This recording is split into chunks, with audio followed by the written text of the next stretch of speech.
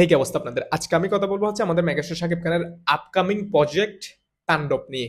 এখানে আগামী রোজার ঈদে আসতে যাচ্ছে বরবাদ, সেখানে কেন তাণ্ডব নিয়ে কথা বলতেছি? তাণ্ডব নিয়ে কথা বলার প্রধান কারণ হচ্ছে তাণ্ডবের একটা নায়িকা আছে, যেটা হচ্ছে আমাদের দেশের, এবং এই দেশের নায়িকা হওয়ার কারণে সুশীলরা এখন থেকে কি শুরু করে দিছে, না দেশের নায়িকা হবে না, এরকম নিতে হবে, এরকম হবে। সো সবকিছু নিয়ে কথা হবে, আপনারা সাথেই থাকুন।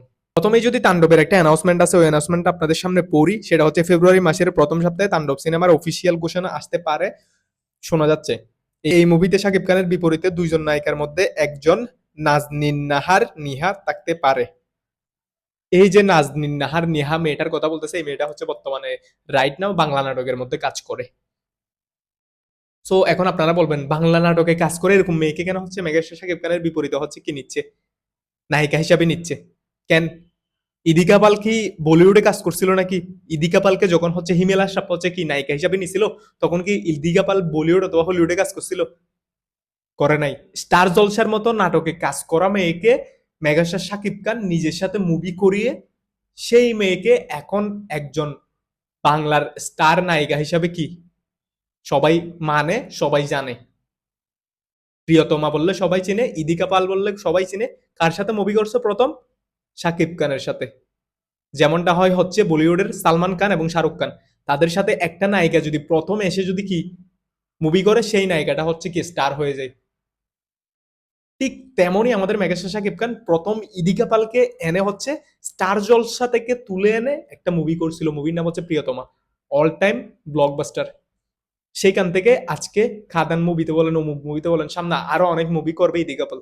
অথবা হিমেল আশরাফের মতো একজন ডিরেক্টর যদি স্টার জলসা থেকে একটা মেয়েকে তুলে এনে শাকিব খানের সাথে কাজ করিয়ে তাকে কি স্টার বানাইতে পারে, তাহলে আমাদের দেশের নায়িকা কেন না? অবশ্যই নাজনীন নেহার যে মেয়েটা, সে দেখতেও খারাপ না, অভিনয় ভালো করে। সো সুশীলরা আপাতত আপনারা একটু চুপ থাকেন। আর যেখানে আর যে প্রজেক্টের কাজ করবে হচ্ছে রায়হান রাফি ভাই, সেখানে আর কোনো কথাই বলতে হবে না। বিকজ একজন ডিরেক্টর হিসাবে রায়হান রাফি ভাই যতটা ভালো ডিরেক্টর, ততটা হচ্ছে প্রফেশনাল ভাবে কাজগুলা করে। এখন আপনারা বলবেন কিভাবে প্রফেশনাল, কেন প্রফেশনাল? যেমন আপনারা দেখেন তুফান মুভিটা সেই শুরু থেকে একদম শেষ পর্যন্ত এসে, মানে শুরু থেকে একদম ওটিটি প্ল্যাটফর্ম পর্যন্ত এসে রায়হান রাফি ভাই তার প্রফেশনালিজমের দেখাই দিছে। প্রফেশনালিজম কাকে বলে, কিভাবে প্রফেশনালি কাজ করতে হয় সেটা দেখাই দিছে, যেটা পারে না হচ্ছে অনন্য মামুন ভাই।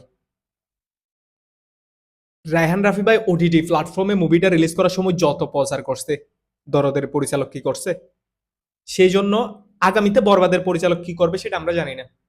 তবে যে কাজ করছে তার নাম করতে হবে, যে করছে প্রফেশনালি ভাবে প্রচার করছে, তার জন্য তার নাম করতে হবে। এখন আপনারা সেগুলো অনেকজন অনেকভাবে নিতে পারেন।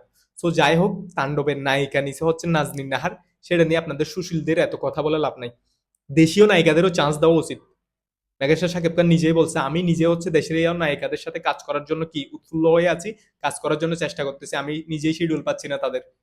যেখানে হচ্ছে প্রফেশনালিজম কাজ করে, যেখানে একজন ভালো ডিরেক্টর থাকে, যেখানে একজন ভালো নায়ক থাকে, সেখানে অমুককে কেন নায়িকা নিছে সেটা ডাজেন্ট ম্যাটার।